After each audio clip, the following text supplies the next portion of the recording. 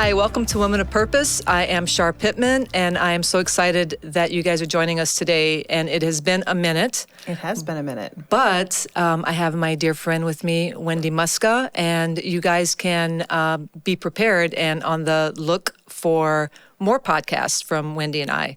So we're really excited about doing things together again. So today we're going to talk about a topic, Wendy, that's a little bit. It's kind of a serious topic. It's a little heavy. Little heavy topic, but I think it's necessary, and I think it's timely. So in your profession, why don't you just share a little bit about your background, just a little bit, and then we'll get into the topic. Sure. Well, I'm a licensed psychotherapist in Wisconsin. I work out of a place called Source Services in Shell Lake, for those of you guys who don't know that or know me. Our topic today is something that anybody who's been in the profession definitely has dealt with. Specifically for me, I spent about 13 years working for Washburn County Human Services as a social worker there, and my area of expertise or my area of focus was suicide and suicide prevention and working with people who were highly suicidal.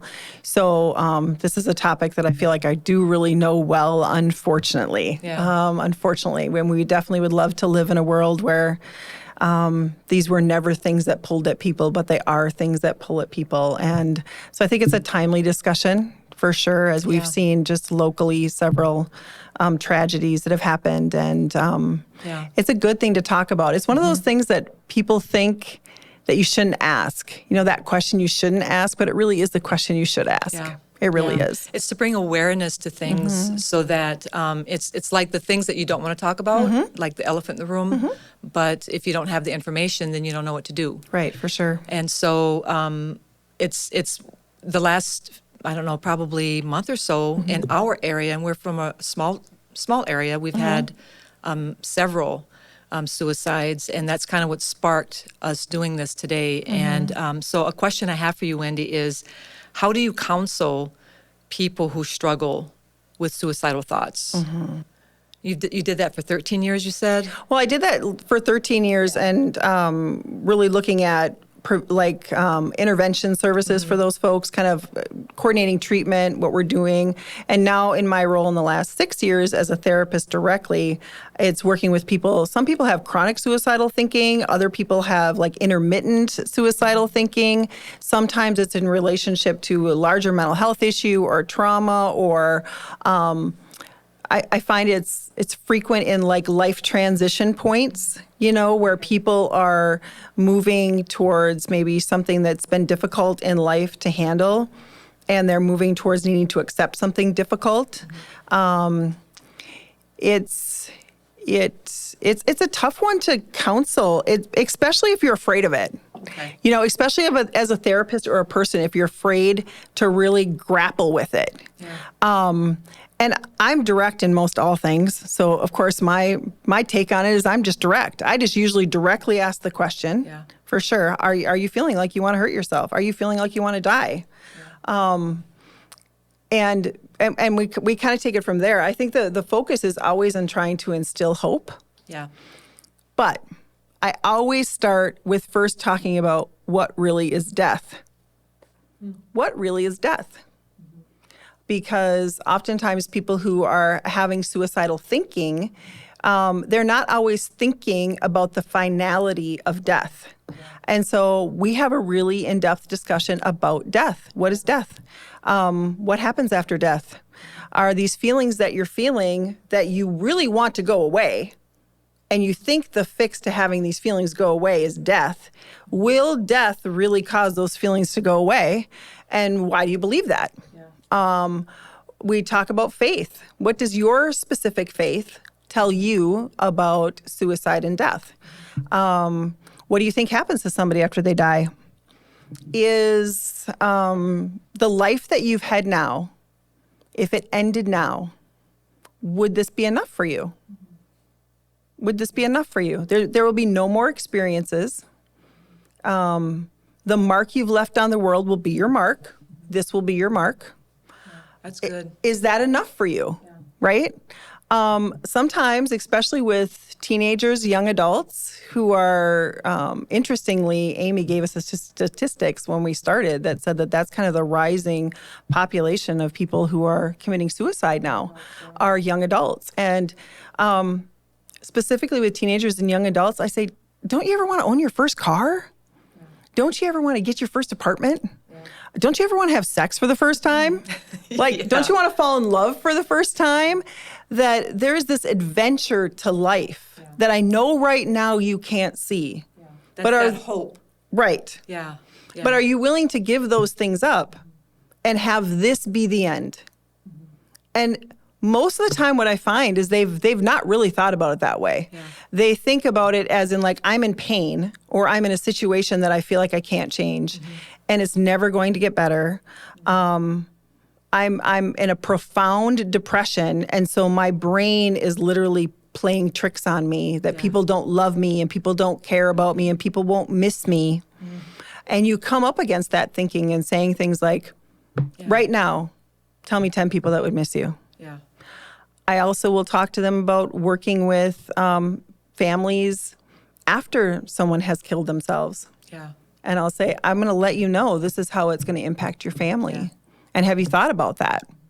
Have you really thought about that? So I start out always by just having this really upfront conversation about this is what death is. This is what that means. Yeah. And is this really where you want to go? There's a saying, I don't know where it came from in my industry, but that suicide is a permanent solution to a temporary problem. And that is so true. Do you think, though, the people that are having these thoughts, do you think that they honestly look at it as a, that's it?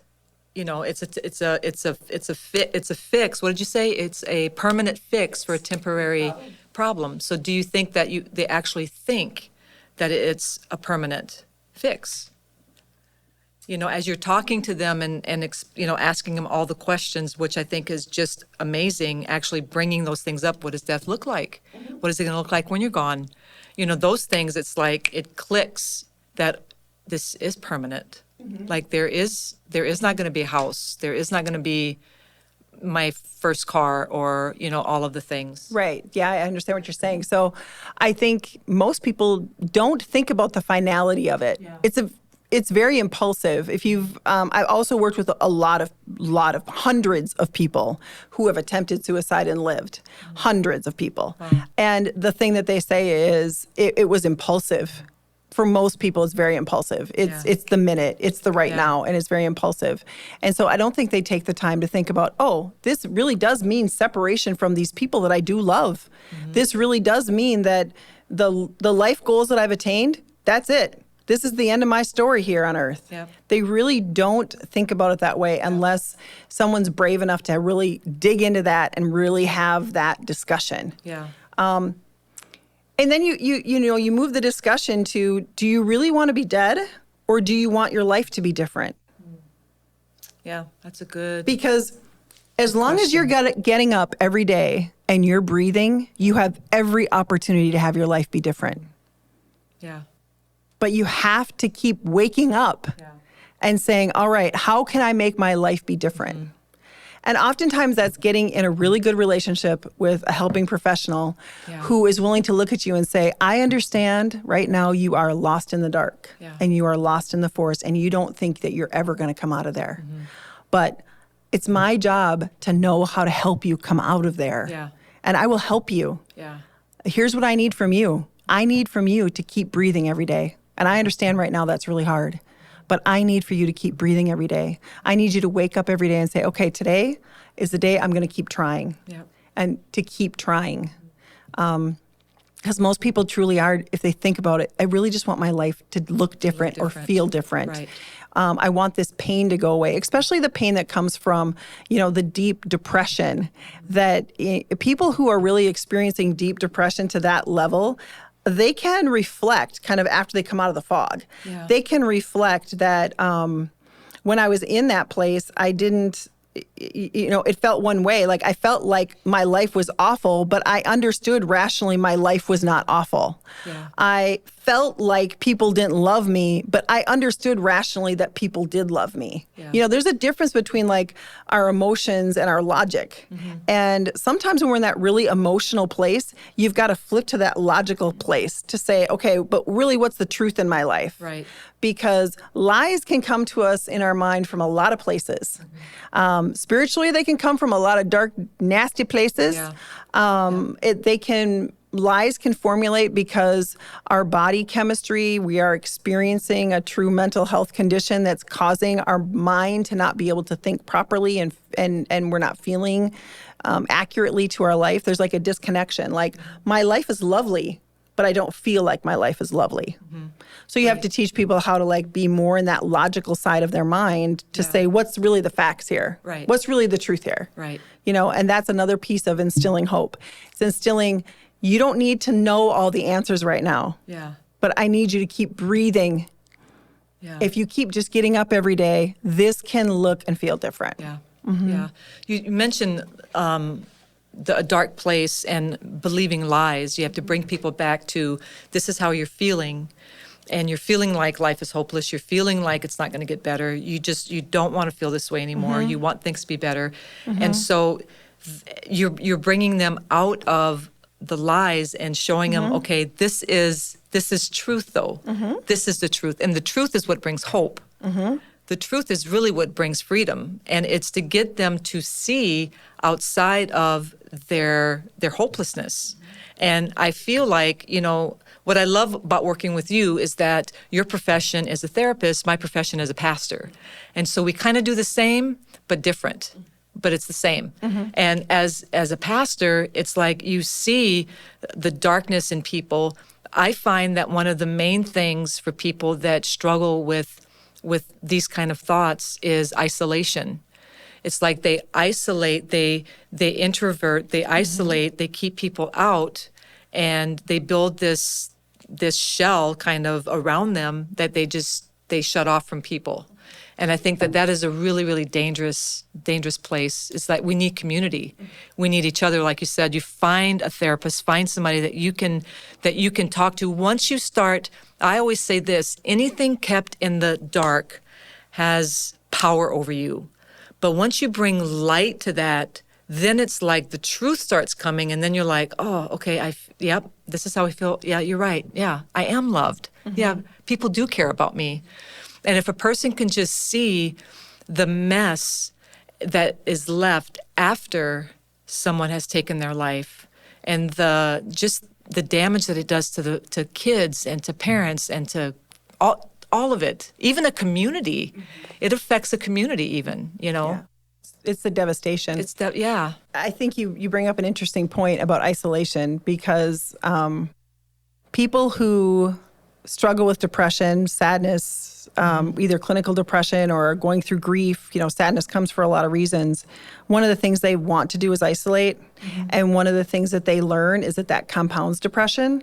But an interesting correlation that I'm actually just making at this second, thank you, Lord, is the rise in suicide among young people. The other thing that we know is happening with our young people is, and I'm talking people 18 to that 30-year mark, is an increase in isolation. They're much more isolative than prior generations. Their hobbies and the things that they enjoy doing, video games, you know, a lot of tech-related things. They have a lot of work-from-home jobs. And so they're very isolated. And so I don't think they have a sense of community. And that can lead to feeling disconnected and alone and depressed and sad. Definitely compounds those ideas. I think another thing and I also love working with you, of course, not only because you're my friend and my confidant and all those things, but also I think what's lovely is that not a lot of pastors embrace therapy. And we're just going to go there for a second. You know, like sometimes we think, okay, we prayed for that. We prayed over that. And that is amazing and good, right? And we pray over depression and we pray over sadness and we cast it out and we do these things within our faith communities. But it doesn't that's not always what happens. What we pray for is not always what happens. And I'm sure that you can address that in a whole other podcast much better and more eloquently than I can talk about it here. But if someone is bold and brave enough to come to you and say, I'm really struggling with some really not good thoughts, like I really am, pray for them, but then you got to check in with them. And sometimes you have to look at a medical cause. Or a cause that can be addressed through medication and treatment in the medical community. I mean, if we pray over somebody and they have cancer and they go to their doctor the next day and they have a scan and the cancer's still there, we don't say, hey, don't go get chemo, right? So but there can be a disconnect between the mental health community and the faith community in that, like, well, we prayed over that and it's a spiritual issue. But sometimes it's a medical issue. And so if you've been praying over it and you've been doing the work and you've been doing your faith work and you're still having these deep, dark thoughts, then it's not been alleviated and you need to look at using a medication. I think that's really important because sometimes depression in a clinical way can happen as a result of other medical conditions. People, women that are in menopause, people that are post-cancer treatments, postpartum depression. Those are chemical imbalances that have happened because of a different medical condition. And it really does usually require medication. But because the way that mental health conditions present themselves as we can say, oh, it's a spiritual struggle, and if you get right with God, you're going to be happy. And that's not always true. I know really amazing, wonderful, faith-filled people who are struggling with issues. And so I think that's where our relationship, and I wish every pastor decided to develop a relationship with a therapist that they trust, that they trust to send their people to, because sometimes it is something that's deeper or darker. And if somebody comes to you and you're saying, okay, well, I'm going to pray for them. Okay, pray for them, but check in on them, get involved with them, drag them out, say, is this getting better? If it's not getting better, then we need to get you more help than what we have here for you. So I really do. I think it's both. I think like the topic we're talking about, suicide, I do 100% believe that it can be a spiritual thing. It can be 100%. Anything can be a spiritual thing, for sure. And you deal with it on both parts. Like you said, there's been many times where, somebody is oppressed by demonic influences and you get them free and they're free from that influence.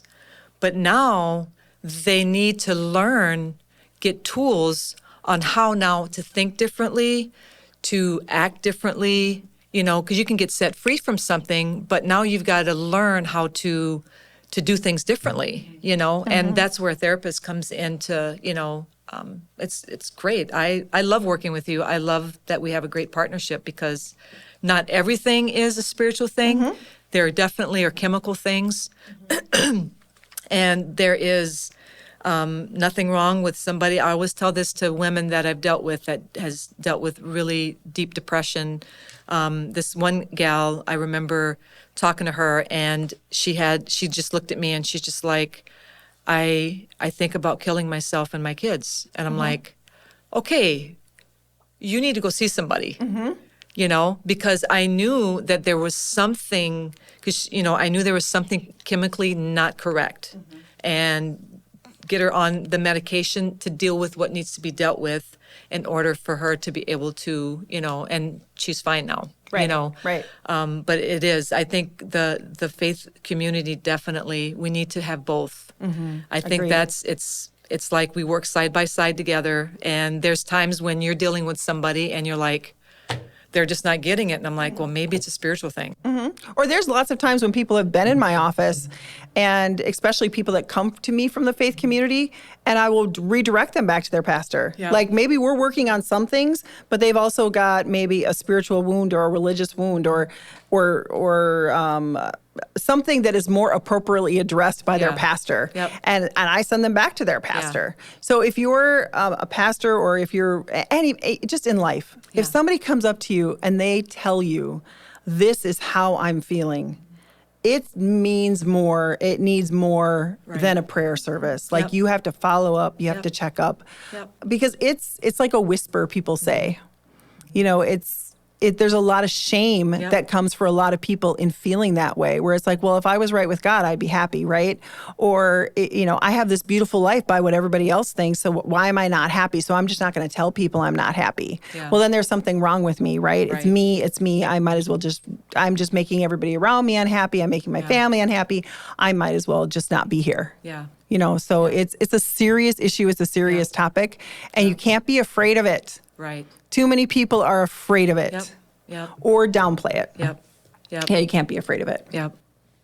And it goes to the question of when people are saying, oh, you know, nobody cares about me or no one's going to notice I'm gone. One of the things that I'll ask them, and I think it's a good question for us all to ask ourselves about a lot of things, is what if I'm wrong? Yeah.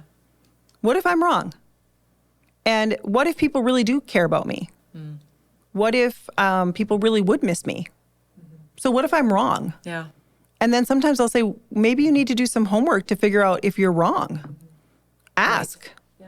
And I've had people in my office where I'll say, right now, and this is usual if they've had some suicidal issues, is like, I want to tell somebody in their life that this Yeah. is a thing, not just me in my office who they see once a week or whatever.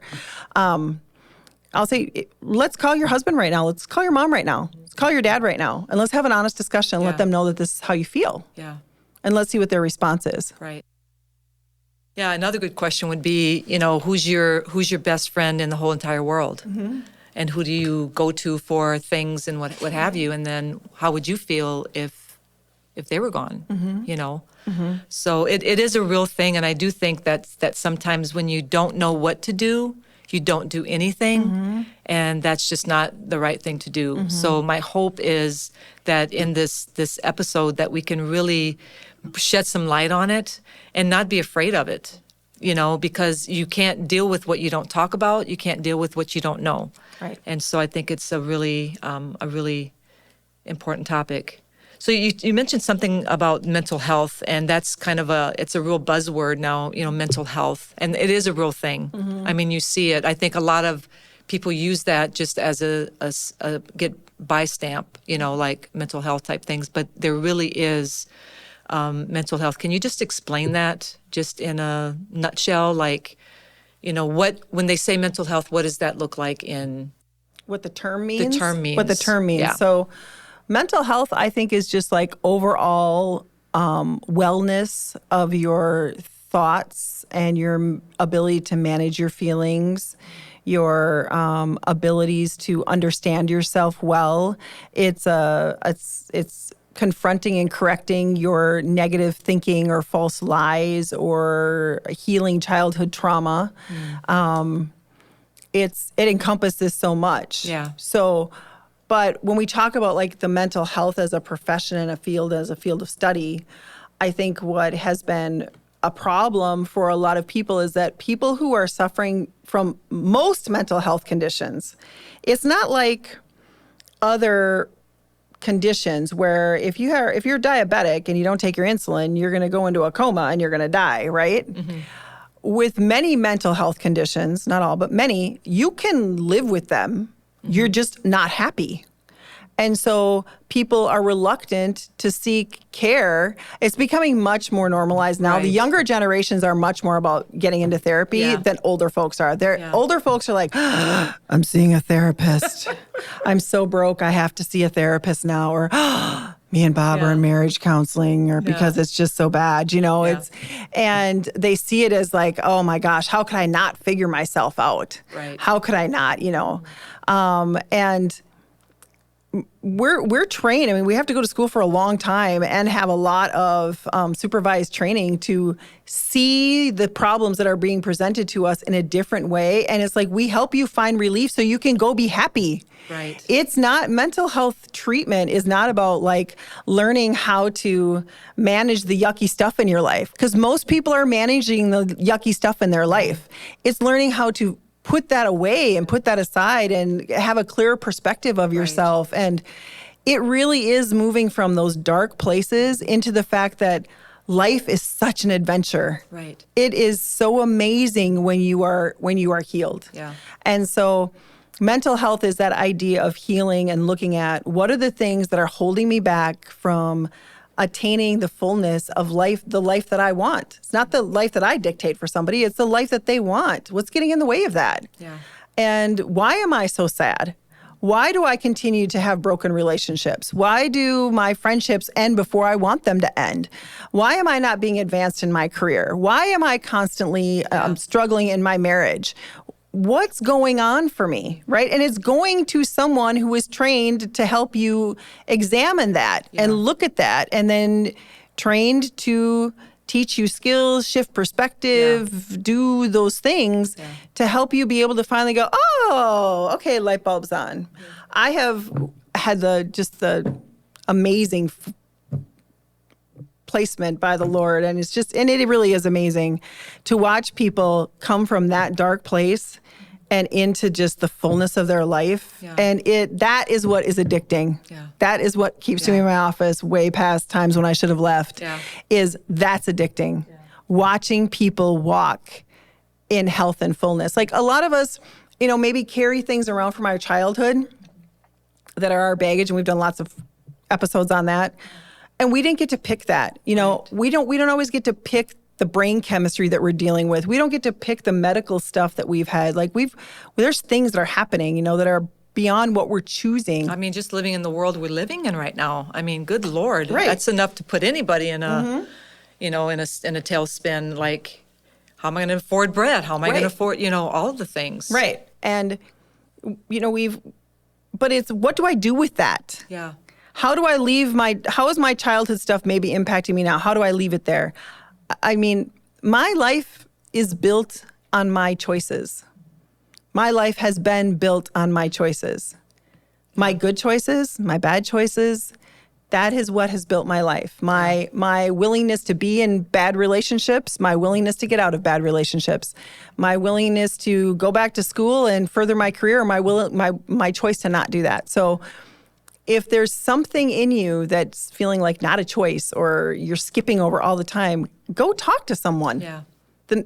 It's now a part of everybody's health insurance plans. Yeah. It's a That's covered so crazy, service, just like any other covered service. And actually, when you look at my profession versus other medical professions, we're pretty darn cheap, actually. Yeah. An hour with me, if you're going to pay out of your pocket, it's $125. That's where you're going to get an hour with another I'm not a doctor, but another really trained person. Yeah. I have a master's degree, so I'm not a doctor, but that's going to give you some relief. Mm-hmm. And it doesn't take that long. People really think it takes forever. Yeah. It doesn't. Nope. Most of my clients, 6 or 8 sessions. Yep. Because you're taking them into a place that you're uncovering the darkness, bringing into the light, helping them see the truth, see what the lies are. These are the truth, and then help them believe the truth so that they can continue moving forward. And I think that that's how it's like, I think that a person can actually do that. Like in my profession, I think you can do it a whole lot easier when you actually give your life to the Lord. When you give Him your heart, it doesn't mean that there are times when you do that it really is a radical thing, but a lot of times is He gives you the grace and the strength to be able to get those things done, to take care of the soul issues. He comes in and revives my spirit, and then it's like you're there to help with the soul, right? In a sense, right? And so that's the beautiful thing. We need both, because there is a life after death. Oh, absolutely. And my spirit is going to go someplace, and so having faith and having a licensed therapist work pretty darn good together. I think it really is beautiful. Yeah, I think so. And I think when God brings you through something, and He's met you there, and then you take the time to unpack it, that means that you get to turn around and you get to see those people that are still struggling with the exact same things you struggle with. The people I see in my office are inevitably exactly what I've had to heal myself from. Yeah. Because so cool. That's God's PhD to me. Yep. God's like, here's your expertise, Wendy. I've learned more in my life and my life experience than I ever learned in a book. Yeah. That helps me be in that chair and be more effective. So that is what I believe. Yeah. God will bring you the opportunity to help the people that still need to be helped when you unpack what it is that you've healed from. Exactly. And now, hey, I got the roadmap. Yep. I got the roadmap. Yep. Come on. Yep. Because his business, he's really interested in healing everybody. Mm-hmm. He's really interested in a restored world. Yep.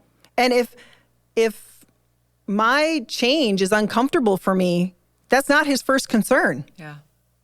And sometimes we got to put the work into it too. Yeah. I love that scripture. It's in John 14 where it says that Jesus himself said this. He said, in this world, you're going to have trials and tribulations.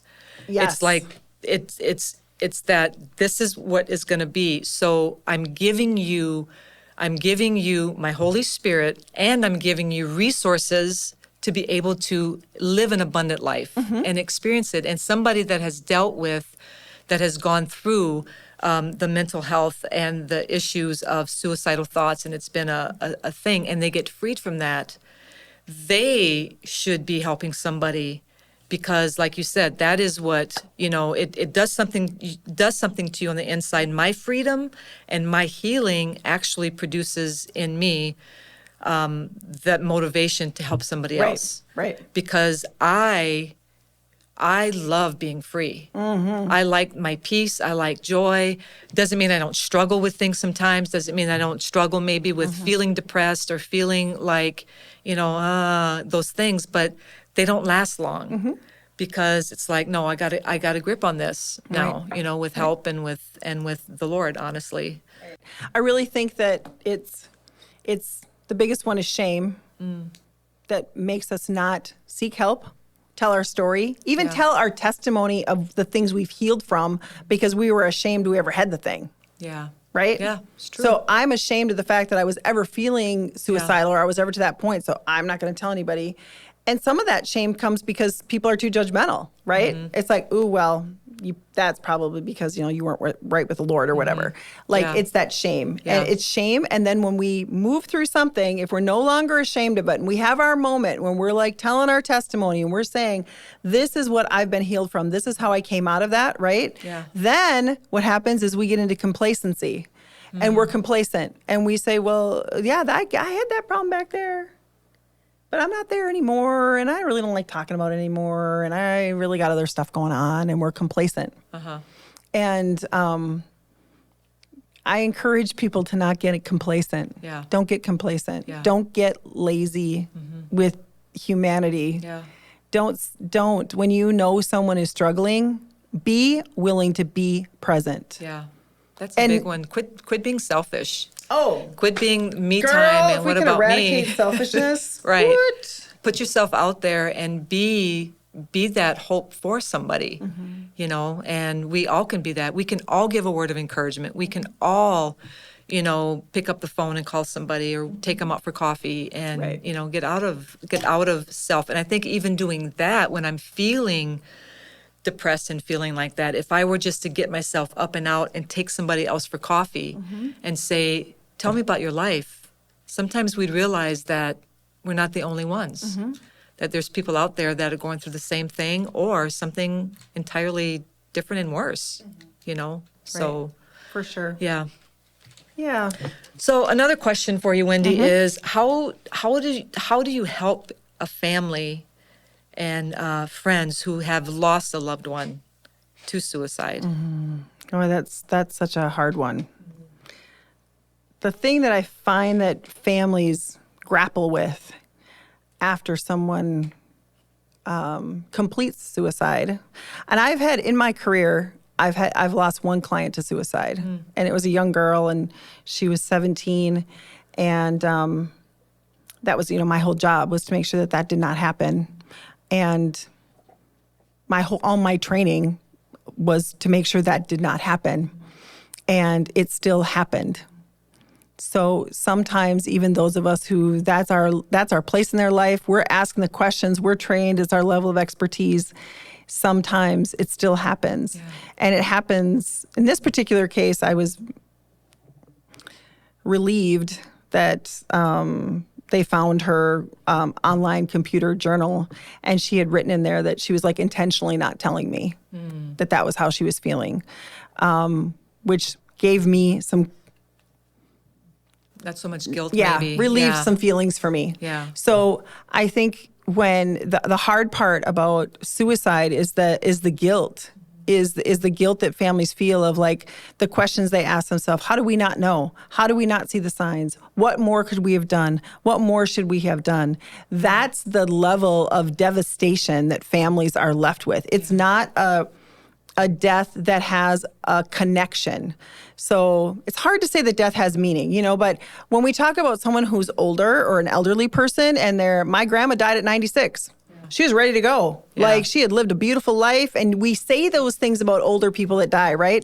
They had this amazing life and the things. Yeah. But when it's a death by suicide, we think, what didn't I do? Did I not love them enough? Well, that fight I had with them, and you second guess and you put yourself through so much tragedy and torture almost within your own mind about what did I not do or what did I not see or feel. And so for the people who are maybe listening to this that are feeling suicidal, the devastation that comes from to their families is long.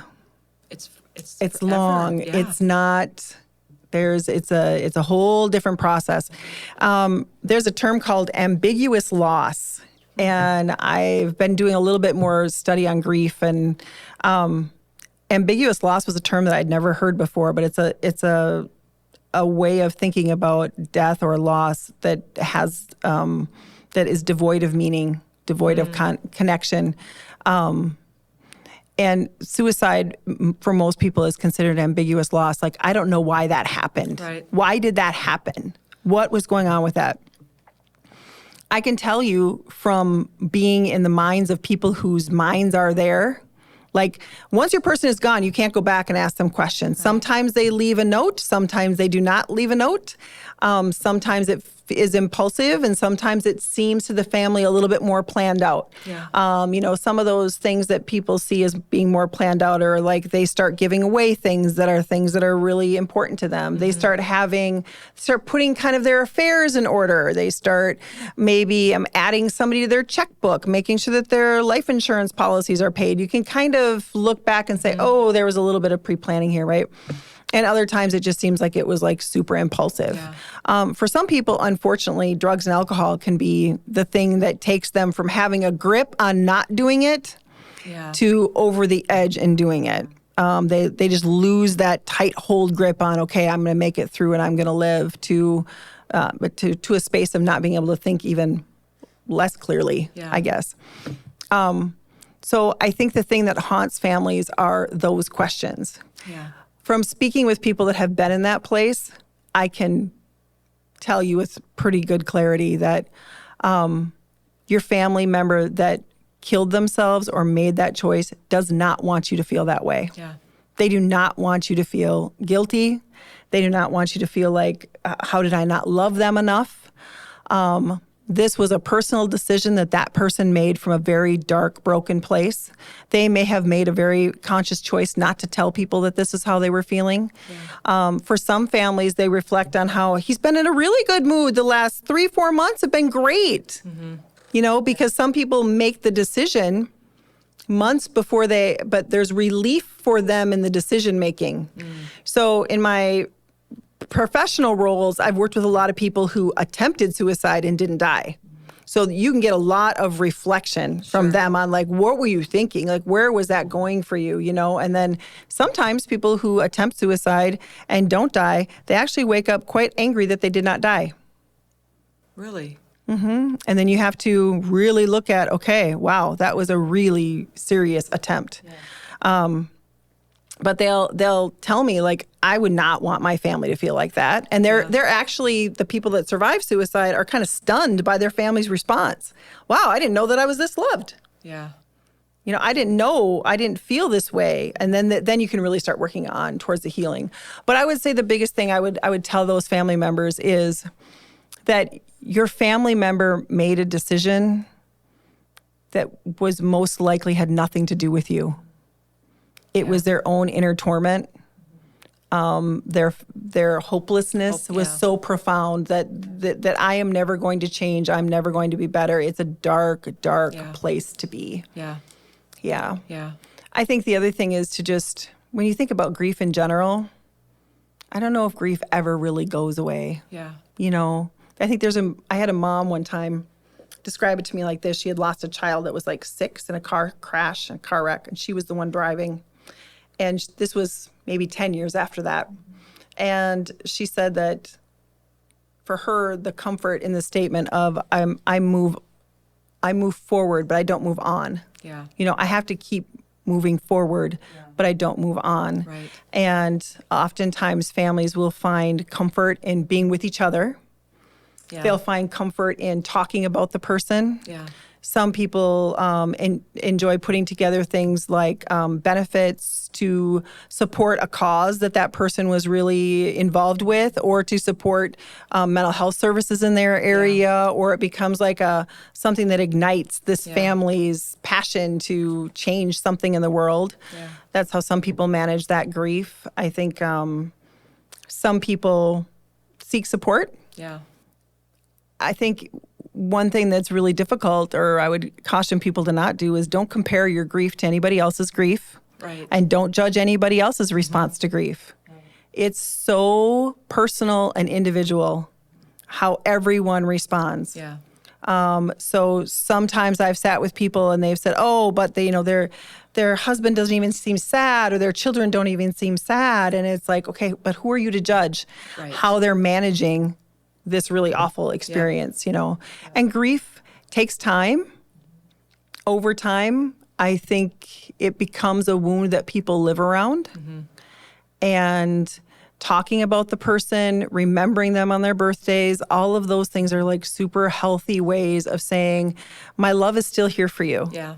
You may not be here in a flesh. Yeah. You may not be here anymore, but my love is still here from you. Yeah. There's a thing that says like the amount of grief you have equals the amount of love you have.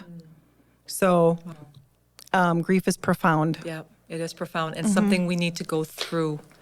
We can't just ignore it, and you can't just push it aside. You really got to go through it. And I think there's stages of grief. There's that anger, you know, where you're really mad, like, what did you do? I was talking to a family the other day that lost a loved one, and it was, you know, just it was kind of a struggle with their loved one for quite some time. And I told them this, I said, you know what, you guys fought so hard for their life, and they just didn't fight hard enough, you know? And so it's like, we can't help somebody else's decision. And so it's like, be angry, get mad, you know, that's part of the grieving part of it. And then choose to use that, like you were talking about, doing a benefit, or using that anger, that grief, whatever it is that's going on, and put it into something that's actually going to get momentum to bring maybe healing to somebody else, you know? And at the root of most anger is hurt. absolutely. So and not anger- understanding. Yeah, and anger is the thing that kind of helps us move through the initial shock, right? But then eventually you need to recognize the hurt, and you need to recognize the pain, and you need to recognize how you feel betrayed by them. Betrayed, disappointed. Disappointed. But people who want to complete suicide will complete suicide. They're not going to tell people. They're not going to reach out for help. They may at different points in life, but when they've decided that that's what they're going to do, I mean, it is usually a very lethal means, and that's what they're going to do. And I don't think a family member would, or anybody could ever fully understand being in that place. No. People change what they choose to work on changing. So even if you've encouraged them and supported them and done all the things, if in that moment that was their decision to make, and it's a very personal decision, and it was their decision, that's what they did. Instead of calling somebody and saying, hey, I'm feeling this way, come sit with me for a minute until I can feel better, they've said, I'm always going to feel this way, and this is torment to me, and I don't want to feel this way anymore. Yep. And that was the choice and decision that they made. Yep. Yep. And I think where we can get stuck in the grieving is trying to understand. And you can't. It's something you just can't understand. And so you have to just choose, okay, I don't understand, but my love and my, is still big for them. And then it's just remembering them and all the things, of Right. Their birthdays and things like that. There's always the first Christmas, the first Thanksgiving, the first birthdays, the first all of those things. And I think that's a really important point, is to, I think torture for families come in trying to understand and maybe letting go of and just developing that coping statement that says, I will never understand. I will never understand. yeah. I love coping statements. So coping statements are like when you continue to kind of come up against the same fight in your life, Yeah. I call them mottos or whatever. It's saying, okay, when that thought comes into my mind, here's going to be my statement that's going to come into my mind next. And sometimes you got to write those things down first. Okay. When that statement or that thought of doubt comes in of like, oh, I didn't love her well enough. You have a statement that says, no, I loved her as well as I could. Yeah. I loved her well. I fought for her life. I, Right. helped her through. And sometimes you need to write those things down and you have to read them to yourself in those moments when you are so overcome that you can't even think. Yeah. You need to have them written down. You need to read them. And sometimes you need to state them out loud, sorry. Yeah. You need to declare them. Yeah. You need to say, no, I loved her well. No, that is not true. I was a good parent. I did the best I could. You need to state those statements out loud. And I think it wouldn't be a bad idea that someone that has lost a loved one to suicide to seek out therapy, to seek out a therapist, because, when you've dealt with this, there's so many things that you can bring light to and shed light to, like just what you're talking about, writing down those answers to those questions that you got in your mind. No, I did love well. No, I wasn't perfect, but I loved well. I loved hard. And having those sticky notes everywhere. And, I think that getting and helping with the grieving process is going to help you move forward in a healthy way and enjoy life and not feel guilty for enjoying life, not feeling guilty that they're not there at Christmas, not feeling guilty, and being able to really celebrate the life that you had with them and not feel bad that they're not with you. Right. And I think healthy grieving will eventually get to that. Yeah, Get to for that sure. point. And I think there's making sure that we're aware of the idea or the fact that oftentimes the loss of a child or death can be very disruptive on family systems, very Yeah. disruptive on marriages, because the grief process is tricky. It's hurtful. If you think about somebody in your life that's had a loss and you try to come alongside them and you try to be skilled alongside them, one day they might need comfort and the next day they might just, I don't want to talk about it. Well, if you experience that within a marriage or within a family, most marriages really have a state of moment if they lose a child or a loved one. So you want to make sure you get yourself in with somebody that can help you have really skillful conversations and that you're hearing each other clearly. I think about people who have lost a loved one and the devastation you see within the family and the fighting you see within families. It's awful. Just in the normal death of grandma. Right. That can happen. Yep. So when you look at a death like this, where tends to be a lot of finger pointing and blaming, it was your fault, it was your fault, it was your fault, it can really devastate a family. So getting yourself with somebody that can help you have clear conversation and that's coping for everybody instead of harming people, Right. I think it really is really important. And it's nobody's fault. There's nobody to blame. And it's asking each other, what do you need? What do you need? This is what I need. And it's daily. It's not, like you said, today I might need to talk about it. Tomorrow, I don't want to talk about it. But it's daily. What do you need today? What do you need from me today as a husband and wife, especially losing a child? What do you need today? Right. And communicate, talk about it, and keep it out there. Because anything hidden gives, anything in the dark, not sharing those thoughts, not sharing those things really can cause a lot of chaos inside. It really does. And in your relationships. An interesting thing I've done with lots of clients who are going through grief is because, especially if it's somebody that you really, really loved and you really, really knew well, you can almost in your mind ask some of those questions and you almost hear the person's response, right? Did I love you well enough? Or should I feel guilty that I'm happy today? Yeah. I'll have clients come in, they say, I just feel so guilty that I'm happy. I feel happy sometimes again. And I'll say, well, your loved one that you lost, if you ask them, hey, do you want me to feel happy right now? What would they say to you? Oh, they would say they want me to feel happy. Right. Okay, then that's unearned guilt. Yeah. That is not guilt that they want you to have. They want you to feel happy. Yeah. And some people will say, well, my wife that died was always very jealous. And I know she would not want me, moving on into another relationship or whatever. And I'll say, but if you believe that your wife is in heaven, then she doesn't deal with jealousy anymore. Yeah. They're not, she's not dealing with sadness or depression or, when we are in heaven, we are not dealing with those nasty things that we have in humanity. Yeah. So I'm healed and I'm whole. And if there's a way to peek at us through the veil of heaven, which I really hope there is someday, because that would be amazing to see,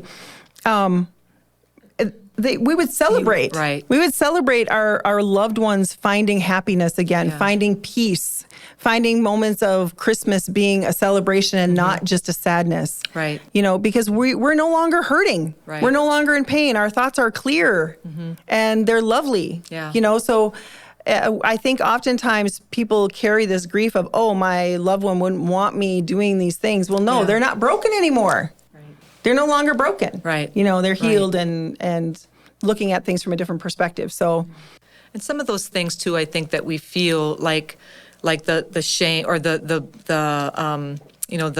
not wanting to move on or not wanting to do this or feeling bad for being happy. I think some of it is just that thing of missing them. You just miss them. And then I think it's just to keep all of those thoughts straight and try not to carry, the guilt and the blame, I think, is a huge thing. For sure. It comes down to, though, if you are listening to this and you are feeling suicidal, or if you know somebody in your life that is, it is a permanent solution to a temporary problem. I can promise you, I've worked with hundreds of people. This is 30 years in this profession. I've worked with hundreds of people. And 6 months, 9 months, a year later, they're so grateful that I got help. I figured myself out. I figured out what I need to feel better and to feel whole. So if that's how you're feeling, tell someone. Do not, what you keep in the dark it never gets healed. Bring it to the light. There are systems in place where that will respond to you saying, this is what I'm feeling. We do have and value human life. Even yours, even if you don't feel like it, we value human life. We value, you are here to contribute to this time and to this world, and I have a belief that when I've done my stuff here, when I've fulfilled my purpose here, if my to-do list ever ends, right, then God is going to take my life and I'm going to get to go back to be with him. But if I take my life, it is me saying to God, to the master of the universe, to my creator, that, that thing you wanted me to do, I just don't want to do it. Because I have a purpose here. And if you need help finding your purpose, there are so many places and people to help you find your purpose and find your peace. And so that you can contribute what you were sent here to contribute to this world, to this humanity, because we do value life. And there are lots of systems in place. If you are not finding, if you are whispering it to somebody or telling it to somebody and that person is not responding to you, yell it at somebody else. Yep. And you will find a response. So in the state of Wisconsin, it's 988.